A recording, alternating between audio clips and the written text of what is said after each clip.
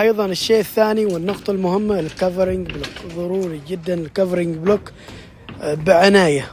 انزين، ايش هو الكفرنج بلوك؟ الكفرنج بلوك المسافة ما بين الشترنج والحديد، المسافة الفاضية هذه، معك الأعمدة، معك السقف، معك البيمات، من 2.5 إلى 3 سنتي، من 2.5 إلى 3 سنتي.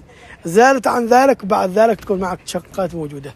التساهل من العمال الموجودين أحيانا يكون، يعني نشوف هنا هذه المسافة تشوفها فاضية تقريبا من 15 سنتي، يعني الحديد فوق وهنا فضاء. لما بتصب هذه بي سي سي، هذه بتكون معنا صبية بي سي سي كاملة، هذه بتكون صبية بي سي سي.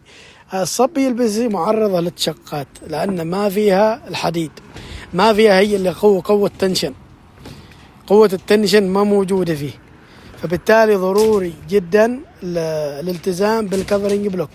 أيضا معانا البيمات، أيضا معانا السقف، يعني المسافة من اللوح إلى السقف 2.5 إلى 3 سنتي، ما تزيد، لأن هذيك الزيادة راح تتعرض يمكن بعد سنة، سنتين، 3، 4 تحصل أن صبية السطح تنزل، يبين معك الحديد تطيح. ليش؟ لأن الصبية كثيرة، لأن الصبية هذه كثيرة. انزين، فلذلك بارك الله فيكم الكفرنج بلوك ضروري الالتزام فيه.